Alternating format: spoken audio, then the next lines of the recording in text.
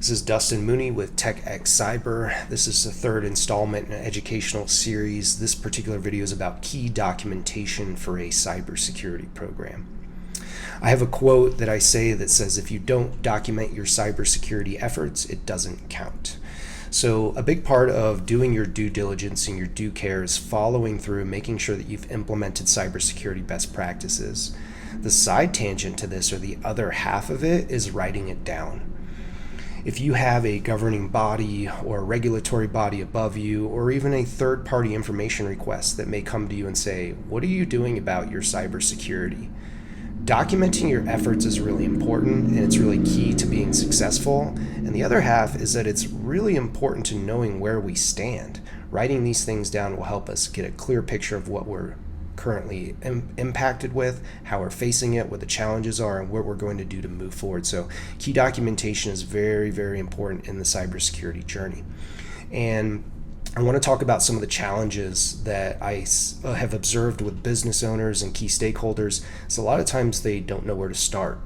How do I know what to even write down about what I'm doing about cybersecurity? So I'm going to answer that question today. I'm going to give you something that you can use and you can go follow, and you can go create this documentation and build a more robust cybersecurity program by doing that.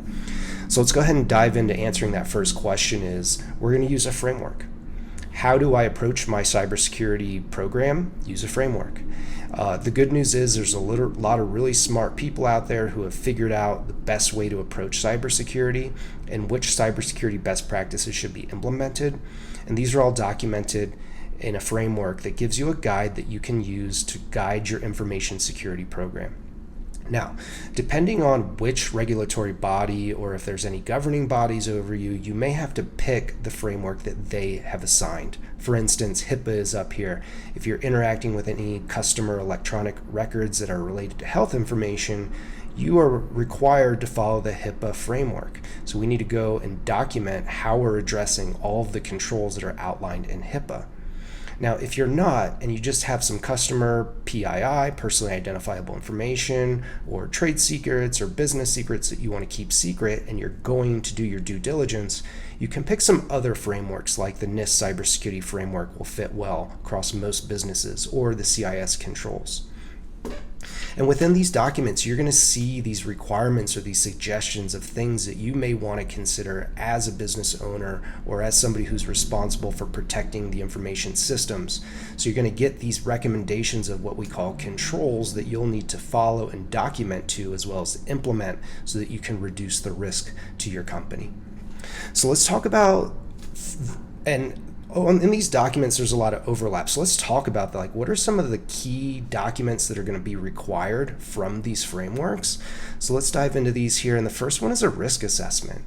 Every single one of these frameworks is going to tell you to assess your risk. So this is a little bit of an exercise, but also a document that gets produced at the end of it that is really going to guide the information security program. So we have to start here. What is the risk assessment process that we went through? What are the results? Which items have more likelihood? Which ones have more impact? And then from there, we can create a list saying, here are our highest risks, and we're going to address these first. And this is part of your documentation. And then we can work down the risk list to reduce the risk exposure. So you're going to get a report. You're going to get a list of items that need to get addressed. And so this is your risk assessment process and the documentation that comes out of it. So something that is related to your risk assessment is going to be your program plan. So when we assess risk and we make a determination of what we need to do, we need to document our outcomes inside of the program plan. Here is how we're going to approach this thing. So your program plan is a generalized cybersecurity document. Any of the protections that you use are in more of a global manner that apply to the entire company, that are centralized to all employees. We can document some of that information here about our cybersecurity best practices.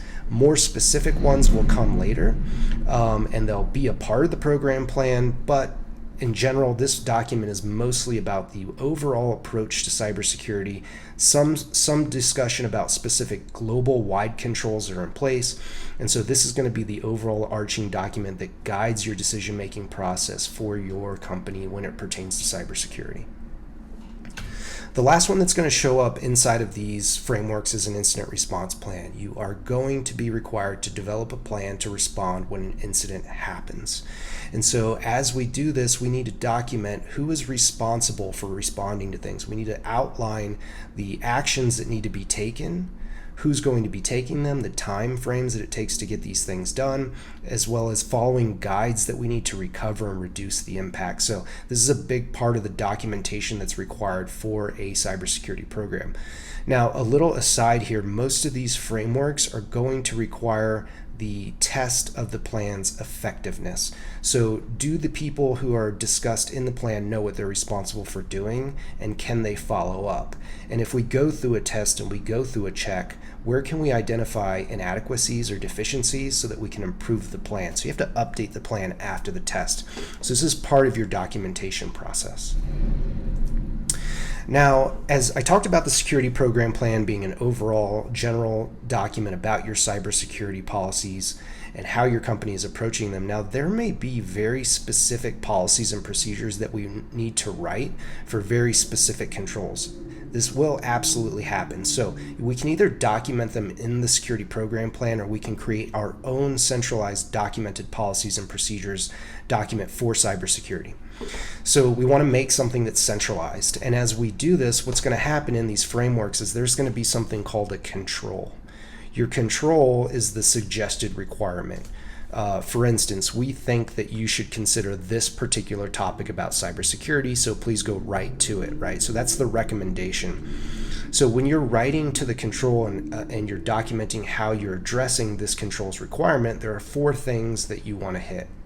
So the first one is what? What are we talking about here? What is the subject? What is the topic that we're applying this control to? So we want to say that. We want to state it.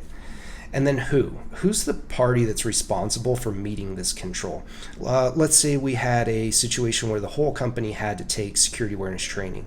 We want to define that inside the policy that every person in the company is required to abide by this.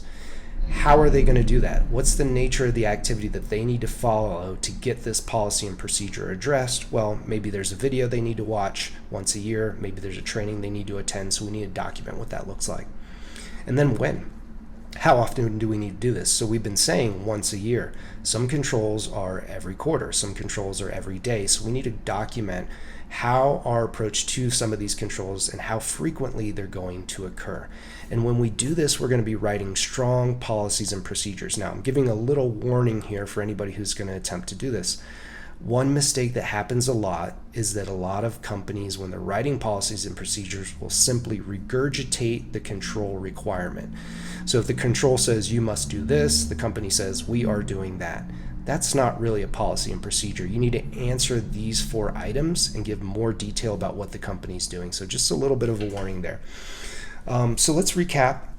Some of the documentation that we need to document and follow is outlined in a framework. Okay, we can go download these frameworks for free and we can follow them. There's a lot of overlapping information that's going to show up here, so we can confidently know that we're going to need to do a risk assessment, we're going to need to write a security program plan, and we're going to need an incident response plan as well. The 4th thing here is going to happen a little bit more organically as we go through the cybersecurity best practices and increase our awareness of those. We're going to have to write specific policies and procedures to them. So that's the last step in writing some of this stuff down.